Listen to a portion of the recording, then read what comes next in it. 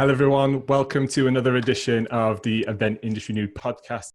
I'm here today with Allie Maygar, founder and CEO of Hubb. Allie's all the way over in the States right now, so she's coming into me through the Tinterweb, and it's quite early where she is, so give her a break if she's a bit groggy. For those that don't know, Hubb is a virtual events tool with a powerful set of features on the back end to help meeting managers and event producers. Today, me and Allie are going to be talking a little bit about her transition into event tech from event organization and that side of things, all the way through to what the future looks like in the meetings and events industry. Allie, welcome to the podcast. Thanks. Really excited to be here with you this morning. Great way to start my morning. Absolutely. No better way. I did one this morning actually at 6 a.m. So, yeah, I was the guest. That was interesting. And there was two people firing questions at me. So yeah, I had to be on film. Had a few coffees before that one as well. Allie, I think you've got a really, really interesting story about your transition into event tech. So for our listeners and our viewers, can you give us a little brief overview of kind of how you got into events and then how you transitioned over to creating Hubb? Yeah, absolutely. Well, a little known fact about my career is I started when I was 18, so almost 22 years ago in the events industry, but I was very much into cars. And so I started with throwing lifestyle car shows. I was a street racer. And so I started, and for 6 years, I actually built up a brand. I did one show here locally, and that built to 10 across the US over 6 years. So I really cut my teeth on what it meant to be a trade show producer. And from there, I went into corporate events, and I ran an experiential agency. And through that process, was able to run some of the world's largest technology events, like Microsoft's Ignite, which is their largest customer event. And so that was an incredibly rewarding experience for me to get to be on the strategic planning side and really executing events that may have 30 or 40,000 people in one place. And through that process, really found that our need for tech had evolved, because when I started my career, fax machines were our tech and like access databases.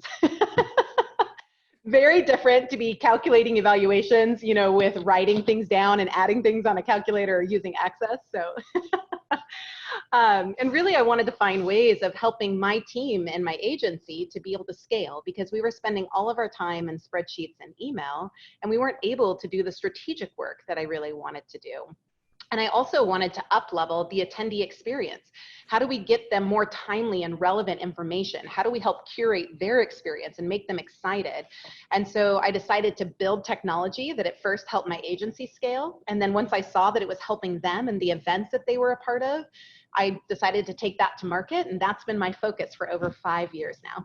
That's brilliant. Amazing. I mean, I'm a car guy, so off air sometime. I can just see you. What car did you have? Come on, give us. Oh yeah, I had a 99 Honda Civic Si, but it had RSX tail lights and S2000 headlights, and it had a motor swap and all sorts of things. I used to actually get in and wrench on my own engine. You can't really do that these days because everything is computerized, but I also now have a very old school car that's about 450 horse, but it's one of the lightest cars. So it's pretty fun to drive.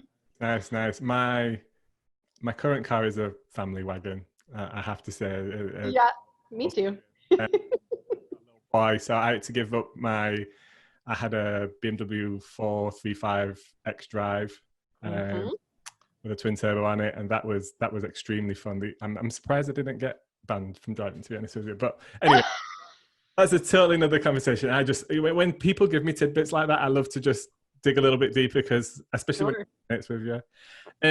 So, Allie, I mean, for me, what's always interesting, or what produces the best events, and I've seen a lot over the years, is when it comes from the side of, I have a challenge, I need to overcome that challenge, and I can't find a tool or product to help me do that. And that's created and curated around that core challenge and built from the inside out, where sometimes when tech comes from outside the industry and tries to kind of shoehorn itself in, it doesn't quite gel quite right. And it doesn't, maybe there's a lot of people that have to undo a lot of work once they actually figure out what the industry needs, right? So I think that also really, for me, would make me feel comfortable that when I'm investing in Hubb, it's going to kind of do what it says on the tin because of your experience and your team's experience behind it. So I think that's a great thing, and hopefully we'll see more of that as well. More innovation come from actually our industry to create the technology we need. I guess to start off with, we're going to have to get the elephant out of the room, which is we're still discussing this during the coronavirus and the pandemic. We're coming closely further out of it here in the UK.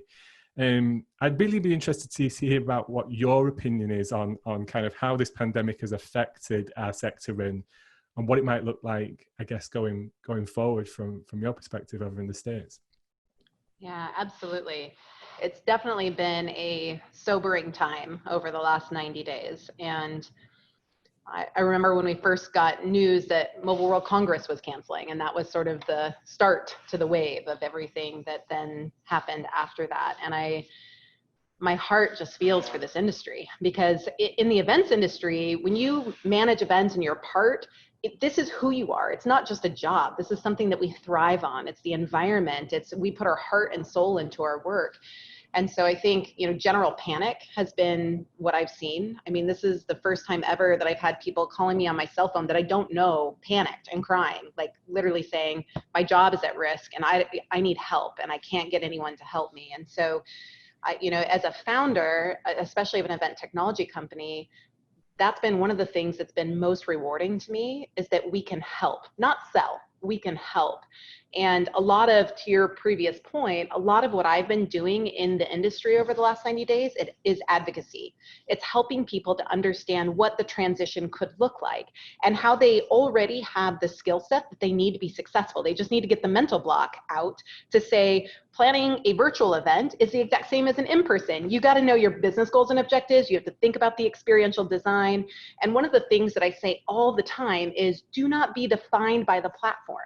Because if you go into it thinking, I can only do a 90s video game and that's my virtual event experience, that's the worst mentality to have, because you have to think about, does that actually even achieve your goals and objectives, or should you pass and invest in something else? And so at Hubb, we really like to spend time with our customers, helping them think through, what are they doing, why are they doing it, and how can they actually create the experience that they want, and not just think that a platform is going to solve everything, because it's not. It's still all about their effort and design and putting the right content, the right experience in front of their audience.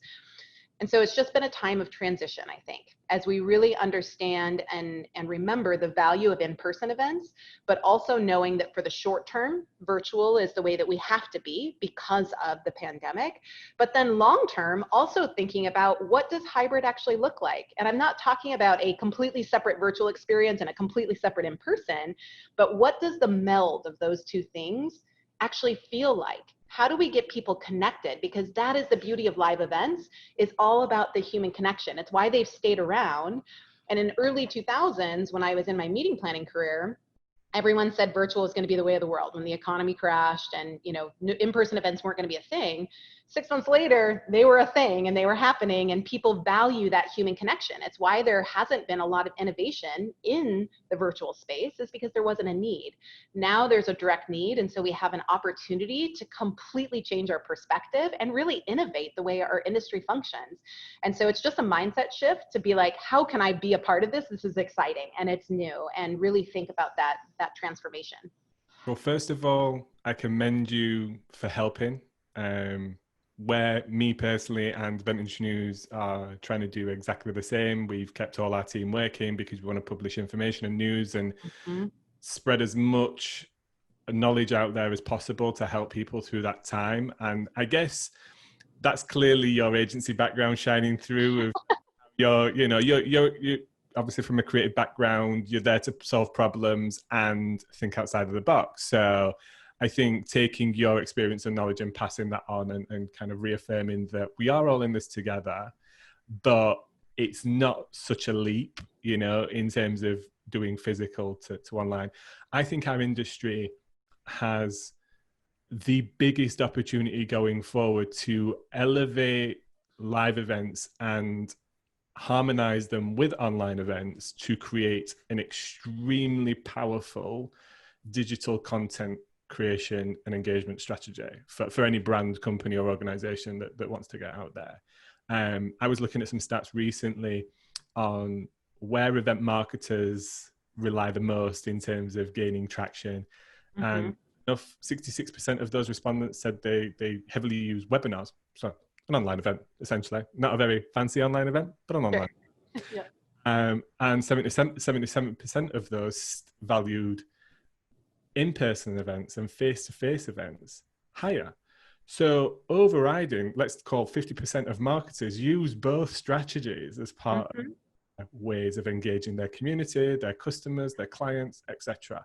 We just now need to really drive that, I think, going forward. I don't see them sitting totally separate. I don't see it being face-to-face is the only way, true way. Online is the new animal that's going to chew everybody's businesses up. It's not going to work like that. If anything, I really strongly believe that there is an opportunity to bring more revenue and more budget into our sector by now offering these digital opportunities and providing the ROI and all that kind of stuff. So again, like I said, I commend you for helping out. Is there anywhere that anybody can kind of go to look at maybe some of your thoughts on this? Have you got like a blog for Hubb? Is there any kind of resources that you want to mention? Yeah, absolutely. And I know we're going to talk about it in a little bit, but definitely our Hubb blog is a great place of resource and information. One of the things that is important to me is to lead with authenticity. And in order to do that, you have to share good and bad, and you have to help people overcome things. And so part of my passion is in producing events. It always has been. And I haven't done that for about 2.5 years. That was the last time that I ran Microsoft's Ignite conference. And so as I saw the industry really changing and people having a need for inspiration, and literally my phone ringing off the hook with people saying, what do? I decided to throw an event again. And it was the most fun I've had in years. And the reason why I reference that with our resources is one of the whole points of Untethered was to, quote, break the internets. And I know the internets is not with an S, but it was a purposeful, like, break the internets. And it was really meant to say, let's be in a safe space and let's try all the things together that we would be nervous doing if it were a customer event that we were actually producing. And part of that was daily recaps, where I would sit on my back porch, just like I would, well, I wouldn't be on my back porch, I'd probably be stressed out in my hotel room, but in person, what I would do after every day is send an executive recap. What went well? What didn't go well? What did we adapt and change to make the experience better for attendees? But instead of just keeping that to our planning team, I sent it to every single attendee. And it was honest and it was raw. And part of that was every day that happened. And then after the event, we have an entire webinar series that's happening over 8 weeks where we share every bit of data, everything we're still contemplating, everything we learned, the things that completely failed that we thought would work, and the things that completely worked that we thought would totally fail. And all of the data is there, all the templates are there. If you're looking for a post-event report template, great, you've got it. So Hubb is all about helping our industry because we know our industry, and we're trying to provide resources that really help people through this transition as they think about virtual and hybrid in the future. That's super valuable. I mean, one, I want to look at that because I've got a but two, you know, that's absolutely what the industry needs right now. And I think, first of all, we'll talk some about some of your stats about Untethered because they're very impressive. I really do genuinely mean that, especially considering how quickly you spun that up. And I think that's a testament to online, right? If you have a great idea and you have the team and the manpower and the passion to deliver it, you can do these things quite quickly. But I think the industry really needs a lot of that mindshare at the moment in terms of fact finding, what can work, what can't work, what's the history of it. And everybody in the physical space, I guess, delivering face-to-face events, a lot of that is through experience gained already, right? Either working on events or attending events. You know, if you want to work out what, I don't know, Web Summit are doing, you just go to Web Summit, you buy a ticket, you go, you have a look around, and your event plan in mind kind of right, because you know what's going on. So you can understand what they're doing creatively to engage people and how pop-up things are working and how formats are working and all that kind of stuff. But and some of that stuff works online, but I think, yeah, having that experience of here are the things to avoid and here are the things that work are super valuable. So we'll link all of that in the show notes on Event Industry News for anybody that kind of wants to have a check those out, and we'll do that in the email that goes out to everybody as well. But let's talk a little bit more about the statistics on Untethered. Yeah.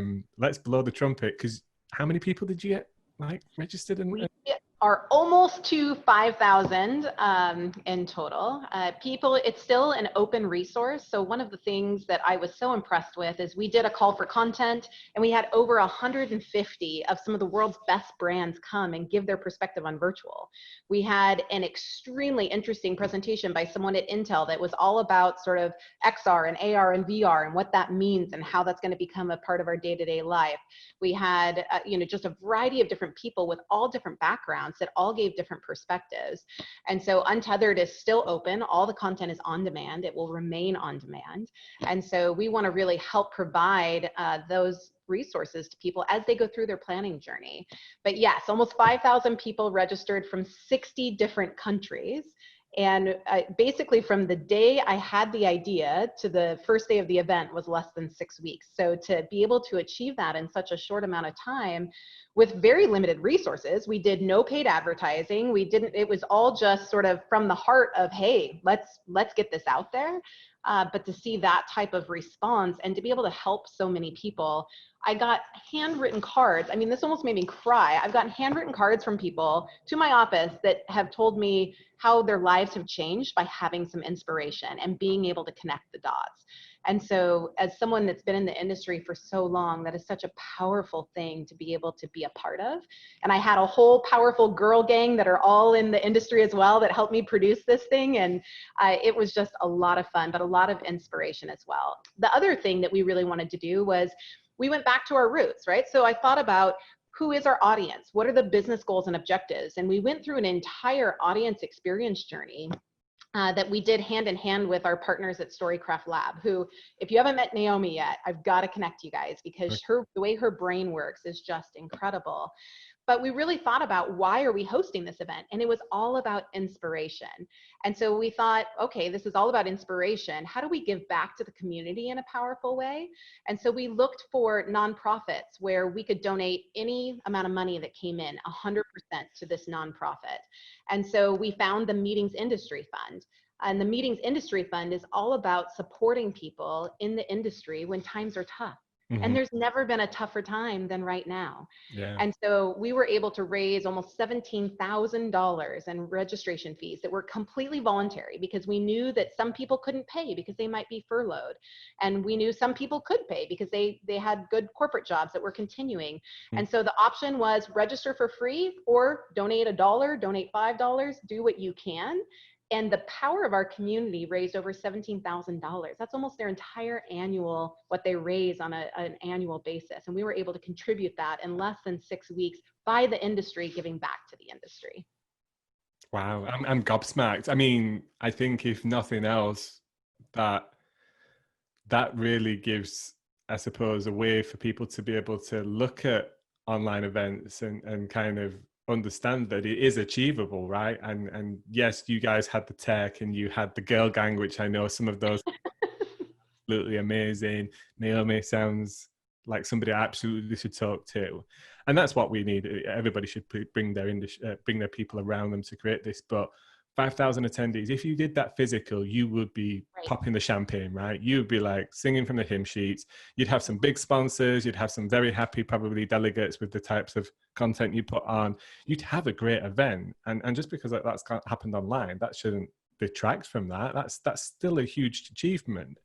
I want to come on to the donations and raising money, because I think that's a really important point. But one question I do have for you: what was your attendee acquisition strategy on an online event?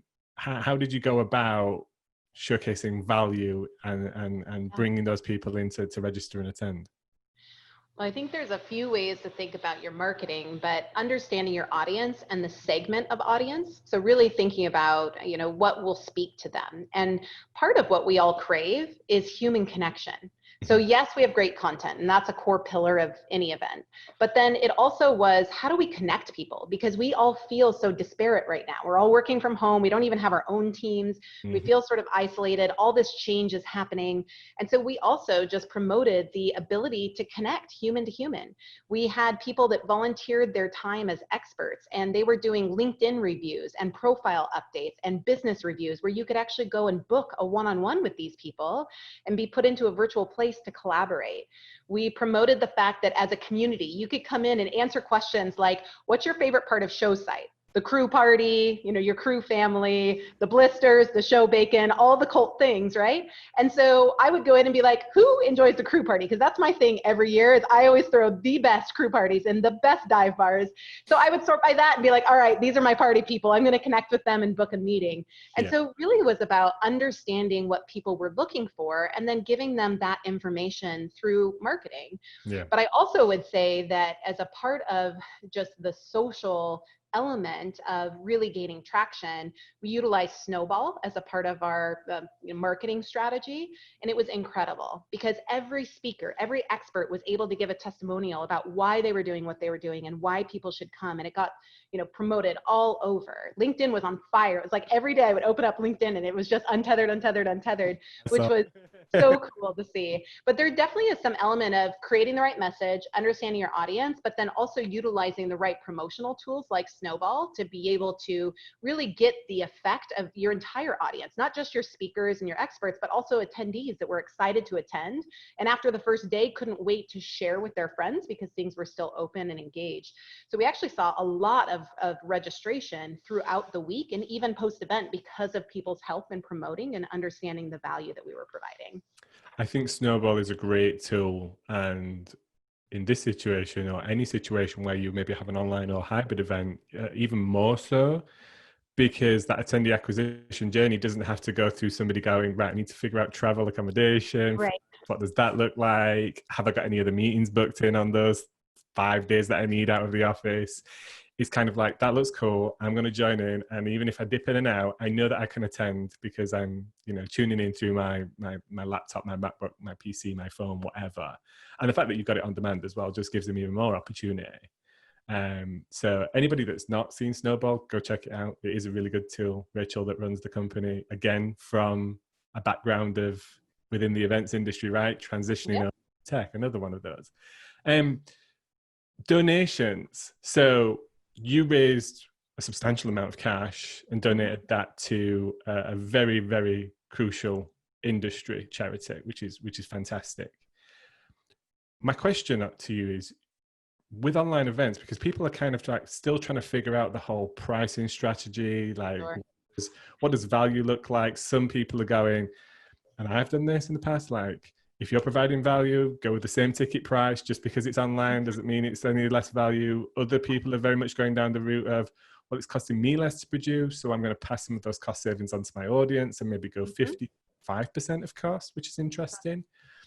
Do you think we'll see a future where there'll be almost a model like you did, which is like, it's pay to play, but however much you want to pay? Could you see that being a part of the future of kind of how these online elements of hybrid events or virtual events kind of play out in terms of revenue driving? Yeah. You know, I think it's all about curating experiences based on value and then utilizing platforms that are able to do that. And right now, I think there's this stiff divide between you have virtual tools and then you have in-person tools. And so it's almost like if you want hybrid, you've got to invest in both and have double the infrastructure, versus where Hubb plays is the middle of all of those things. We've done in-person and extremely large tech in-person events. We've done extremely large virtual, and we also understand how to do hybrid. My personal thought process is that in the future, hybrid will be the model that we go to for a lot of the same reasons that you were saying of, events are about moving your business forward. You know, whether it's membership because you're an association, or whether it's, you know, product sales because you're part of a product organization, it's all about moving business in a substantial way. And no marketer is going to say, oh, I can reach an extra 100,000 people or an extra 10,000 people. Nah, it's okay. I'll just keep my, 5,000 person conference. Not going to happen, because that's all leads that move business. And so as we think about the split and how costs are associated, I think there's a few things to think through. One is it's all about the value. So how do you create value in person that is a very strong value proposition, and create value in a virtual or hybrid? But maybe you also just want to do a little bit to everyone free because you don't want to block any barriers. So for example, on our platform, you can use custom roles to be able to say, this person is just a free web attendee, so they get the keynote and these 5 free sessions. They don't get to see any meetings. They don't get any of the interactive nature. If they want to do that, they can go upgrade their pass, and now they're an actual hybrid attendee, and now they have access to all the rest of these tools. And so I think that we will look at pricing structures that still allow us to get out the main messages and promote to the world, you know, that's free and gets people involved in our organizations and helps to create them in the funnel. But then I think we'll also figure out how to price things in a way based on value, whether that's in person or hybrid as well. Brilliant. Thank you very much, because I've been kind of mulling this over, and I was very much going down your train of thought that, because here in the UK, it's somewhat different to the States as well, where especially around trade show, a lot of our content is the driver of attendee acquisition. So therefore we allow access to the event for free. And then, you know, the revenue comes from sponsors and exhibitors and those kind of opportunities, maybe some paid promotional content opportunities like workshops, that kind of stuff. But the world's your ocean, right, with online. And some people might just want to dip out and they just want the keynote, or they just want the Gary Vaynerchuk or the Seth Godin or somebody like that, or Michelle Obama or something. You know, they just want to tune in for that one thing. They're not necessarily there wholly because it's their sector to kind of go up those verticals and connect it with people and turn that into business. But you're right, if those things are of value to people, then yeah, maybe there should be some form of paid access. I just wondered if it was kind of different from your perspective, being over in the States, where my opinion is quite a lot of trade shows are still paid access for content and things like that, right? Yeah, they are. And I think everyone is playing with it right now. You know, everyone's sort of exploring and saying, okay, what do I do? And I think there's also a lot of concern right now because some organizations still have really high costs where they can't get out of their existing contracts. And so now virtual is an added cost on top of some of the liability that they might have. And so I think budgets are in flux right now. The whole ROE or ROO, you know, ROI, however you look at it, is all a little bit in flux in terms of how we measure value. And so I think we'll start to get into a more normal rhythm, you know, later on this fall as we start to explore. But I think, again, it goes back to just value by audience. One of the other things that I've seen a lot of people doing is figuring out how to get with accrediting agencies to be able to provide CEUs for content where they may not have prior, but now that's of huge value to people because people want to be certified. They want to have value. They want to retain jobs or get new jobs. And so I just go back to the experiential, the design to say, how can I create value for these people and then charge appropriately for that value to make sure that I cover cost and still am able to grow the business in the way that I need to. Absolutely, I agree. That's something we've invested here at Event Tech Live over the last couple of years, is to essentially our audience, or anybody, can come and get CPD points, which is one of the professional development programs here in the UK, and they get those by attending sessions. So they can literally pick up as many or as little as they want, depending on how much they want to kind of, what resonates, what makes sense for them to and I think that's absolutely a way that people can provide value, is crafting their content so it is more professional development led, therefore of real value. It's not just one of those sessions that you're kind of like, oh, that sounds interesting, I'm gonna drop in. Kind of transitions me nicely to my next question, which is, what do you think the industry looks like then on the whole over the next 12 months? And I know it's a bit of a crystal ball question, and nobody really and you know, there could be a world war like next week, I don't know, but one of the things I know is our industry is extremely resilient. This is the first time anything's happened to a sector, I think, like ours on a global scale for such a long period of time. You know, our industry has dealt with terrorism, war, famine, all the kind of things that you can throw at it. And we are the thread, as I call it, that underpins every other industry. You know, there is an event for every sector, no doubt. We are also crucial to business making to happening. But what does it look like to you, do you think, over the, I know you've touched on hybrid and hybrid being a future. But what does that look like? Do you think we'll see a resurgence to small events than large? Or I don't want to put words into your mouth, but like, it'd be interesting to insight. You know, so much is unknown. And I think that is one of the hardest things for type A personalities that like to have project plans and know what's going to happen. I know that for me, it was really tough. It's like, oh my God, I don't know what today has in store for me, but all right, let's rock this. You know, it's like a mindset every single day that we have to remind ourselves of. But I do see everyone wants live events to come back. It's not just us. There was an article about the revenge of the attendee, right? And when things were available, everyone's going to rush. And so I think it is going to change and evolve and be agile. But for the short term, I think there is just a lot of thought about how do we still create the business value? Because I see organizations that events is a main part of them growing their sales pipeline, and they're on hold right now. And so I think there is going to be a lot of exploration. And one of the things I'm most excited about is Untethered for me is now a staple. It's something we're going to continue to do every 6 to 12 months. And the next version of Untethered will be in January or February of next year, where we actually explore what a true hybrid experience could look and feel like. And when I say that, I mean having an online presence that's driving your content, all of the connections that you can have virtually, but then also looking at how do we curate events all throughout the world? How do we bring people to Vancouver, Washington, where we're based, and have 100 people here? And then working with some of our agency partners. And in Chicago, they have the same thing. It's almost like a regional watch party where we can actually curate small groups of people, because we're probably not going to be able to curate large groups of people for the next 12 to 18 months. And so how do we think about creating VIP experiences for people that are real, that are experiential, and bring them into the hybrid environment to connect them throughout the world?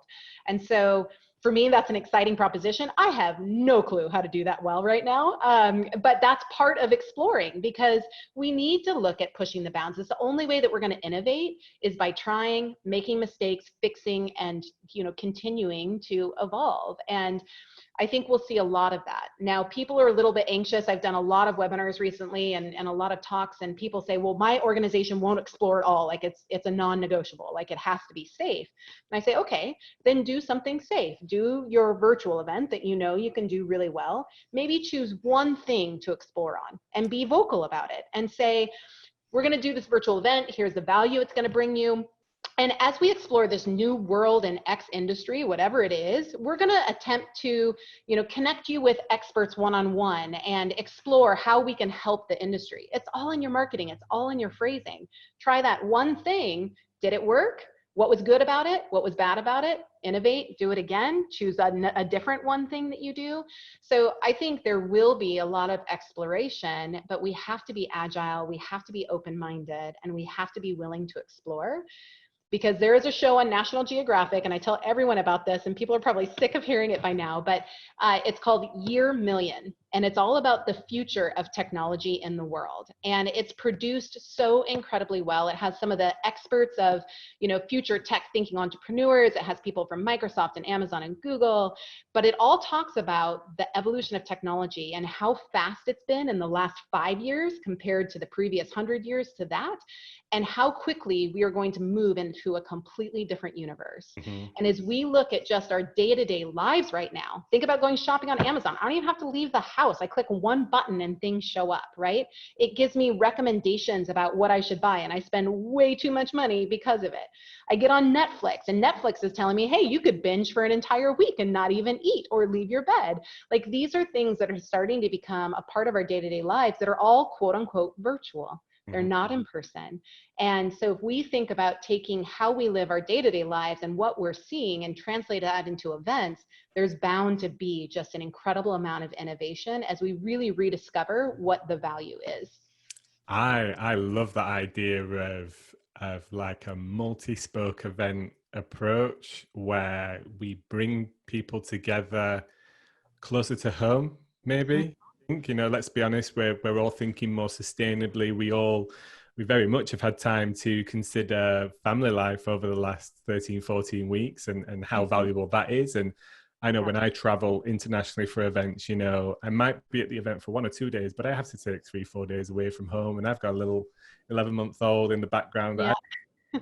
And I'm sure that is the same for everybody. And now look at what some of the tech giants are doing, like Twitter and Facebook and stuff, of kind of having these work from home remotes.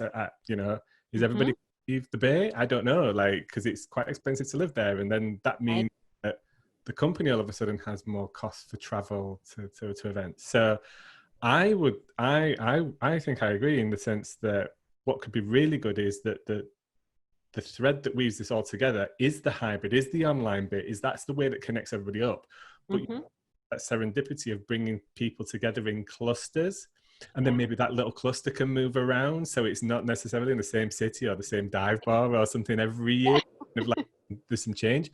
Or maybe, do you know what? I'm heading over to the States or to Dubai or the Middle East, and I'm going to take my family over there and spend a week over there for vacation, but also tag on the event and just dip into that community because it's part of the bigger event space. I think that could be a really good way to go. And how do you do that? How are you going to do that? I don't know. You've just got to create a really, let's face it, there are events that go on all over the world every single day. So there are enough people out there to help you manage it.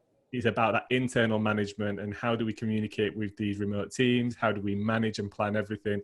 And maybe technology is the bit that will make that happen and facilitate all that, and make it easier. I don't want to say easy, but make it a bit easier. Absolutely. And events have never been easy, right? Not everyone can hack it. And I've seen that all throughout my career. It's like people think they want to be in events, and then like 3 weeks later, I actually had someone quit once on the second day of the job. They were like, this is way too stressful. Everyone here is too wired, too much going on. I got to leave. And I'm like, okay, well, like that, not everyone's cut out for it. But I do think that technology will be the thread that connects us. And one of the things that I talk a lot about is co-creation. And when you think about in leadership, everyone tells you, help them to have an idea that you want, right? Like guide them to that, have them sort of make suggestions. And then you're like, that's a great idea, but they're so much more invested because they were a part of the creation of that idea. And I take that same mentality to events.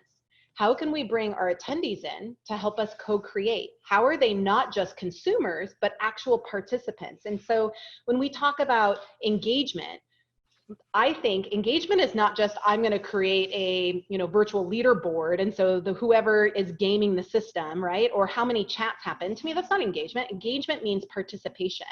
So how do we get people to co-create with us? And that's one of the things that we found at Untethered. People came and they created their own session topics. They said, oh, I don't see that there's a session topic about this. I want to lead a small group discussion. And so people were able to come in and create the content themselves. Or we came into networking events or evening events, and I didn't want to do this, but we did it all in the effort of exploration. People said, let us all turn on our video and audio. And I said, are you kidding me? There's hundreds of people in this room. Why would I do that, right? But I said, okay, this is Untethered, let's do it. Like, I don't know if this is gonna be a complete cluster, but what I found is people created the entire environment. We had a pizza and wine night. We had a sommelier there, we had people making pizzas, and then we had random people popping in and saying, hey, I'm gluten-free, and this is the recipe I use. And everyone in chat was like, thank you so much, that's so cool. And then we started to bring people into the conversation. What is your favorite event planning memory? People would come on and they would say, I've been in the industry 6 months, or I've been in the industry 6 years, and people would collaborate over those stories. And what I found is because people were co-creating, they loved it, every second of it, and they wanted more, and they wanted to be a part of something in the future. So as we think about this shift, I think so much of it is how do we bring people into the experience even virtually? Simple things like running social media campaigns and saying, hey, tweet your best picture, if it's an award ceremony, tweet your best dressed picture of you being at the award ceremony right now. And in the live stream, bringing up the photos of the greatest people, like the craziest ones, the fun ones, and having people vote. Everyone loves to see themselves on the screen. So it's all about the experiential design and how we have people co-create with us that I think will help to create that foundation that helps us to blend that world of virtual and in person. Absolutely. I'm definitely up for that pizza and wine night next year. Yeah, absolutely. You could be from the UK helping us. That's such a true thing. We do these co-creation things at real life events, don't we? We actively encourage it at most events. And let's be honest with you, we can't control an audience in an auditorium. Like, they're there. They could shout, they could speak up, they Right? could talk their own mind, they could yell. What? True. All of a sudden, because they're behind a PC and we can't physically grasp hold of them and shake them, or Right. like, ooh, careful about this. But let's be honest, we're all adults. We all know how to act. There's some, even online, there are social norms and etiquette that everybody kind of abides by. And let's face it, you can still kick them if you want to, so you can get them out of here. Right. Misbehave. But, you know, some of that playfulness and naughtiness and things that might shine through from people, and that's what makes those things special. So I absolutely agree. Again, I feel like I've just agreed with you all the way. But, you know, maybe those are the formats that we'll see elevate to the top rather than the slide presentation, Yes. down to 3 people talking like heads and off we go. You know, maybe there will be just more of these. I'm playing around with some ideas around maybe a band being the opening to our keynote session at Event Tech Live. Just you know, as people join, something to watch, listen to, something different, and then get people, you know, buzzed about what's coming, and then the keynote speaker comes on, because everything I've seen at the moment is just like a countdown ticker, and it's like 5, 4, 3. I'm not Right. down timer on my cooker. I don't need another one in my life. Like, that's not exciting, right? But a band or something before that would make me feel engaged, would switch my attention on, I think, more importantly, and keep my attention, because there's so much distraction. Ali, one of my final questions for you today is, having had all the experience before and now through, you know, changing your platform to adapt to the new world and supporting your customers and organizers out there with hybrid, what are some of the ways that we might see Hubb develop over the coming years in terms of features or direction that some of our listeners might want to keep a watch on in kind of adapting for themselves and utilizing for them? Yeah. And one of the things that's really important to me as a marketer is thinking about brand. Mm-hmm. And our platform is one of the most flexible in market of really allowing your brand to shine with completely custom designs. You know, you think about going into a convention center, and we spend a significant amount of money putting banners on the wall and putting clings on the floor and making it feel and have a sense of place. And so you think of a virtual platform, that's your venue, just virtually. And so really being able to bring your brand forward, not just a logo on a chest that looks exactly the same across every single event. That doesn't bring your brand. You really want to think about experiential design. So I think Hubb will continue to lead the industry with thinking about agility and flexibility in mind. As a meeting planner, if I want to change something, I want to do it at 2 o'clock in the morning, and I don't want to have to talk to someone to do it. And so that's always been our perspective, is providing self-service tools that allow the control in the meeting planner's hand to be able to make those changes with all the best implementation and support and strategy from our team, but really enabling the meeting planning industry to do what they do best, both in person and in virtual. I think a lot of our world is going to continue to be about data. And so while we'll continue with feature sets that make the attendee experience better, that make the event organizer experience better, where I really think the power is, and this has been our roadmap for a long time, is all about the data. How do we know what specific audiences need? How do we know who our best speakers are to which audiences? How do we help exhibitors to be able to mine the data that's coming in to be able to service up more leads or more engagement with their content? And so to me, the real opportunity in the event space is in big data. And that just means collecting it, but then also having an event planner's mind to say, this is actually how it's actionable. Measure what matters, not the 90 million things that just go in the junk drawer afterwards. And so that's a big piece of who we are, is not only continuing to enhance the feature set that allows for a better experience, but also helping to take our industry into the new world of data as we continue to really change the way that events bring value to the overall organization. Yeah, I'd really like to see more back-end create the ability for me and my team to have dashboards that are individual to us based on what our role is within the organization and what data means the most to us. Because sometimes data can be quite overpowering, can't it? There is such a thing as too much, especially when it's not relevant to you. Like, if your job's in sales, do you want to see speaker data? Probably not. But if you're in charge of content, you don't want to see sales data either. Right. So you know, one of the things that we've built with Event Industry News on our dashboard is we have a flexible dashboard, drag and drop dashboard that we can drop. I'm always the one that's looking at statistics and what people are reading and what people are engaging with and article stats and all that kind of stuff. And, you know, the other team are there to support our customers in marketing. So they're more focused on kind of like impressions and click-through rates and that kind of stuff, help them with their role. And I think that's what we need to see more around data in our sector, is the platforms providing the ability for teams to be able to create their own dashboard based on what's important to them.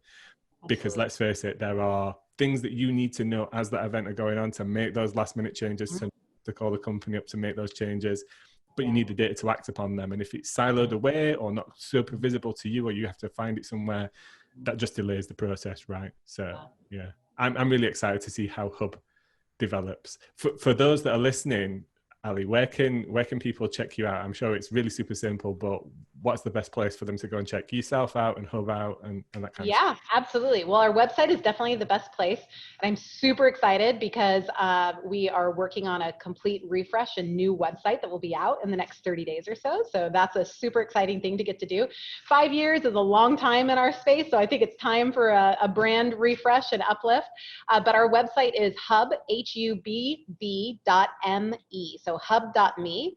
And you'll see a wide variety of resources there. Everything that I've talked about with Untethered, our webinar series, our blog, all of that transparent and authentic communication in terms of where we're going and how we can look at achieving it, all of that is located there.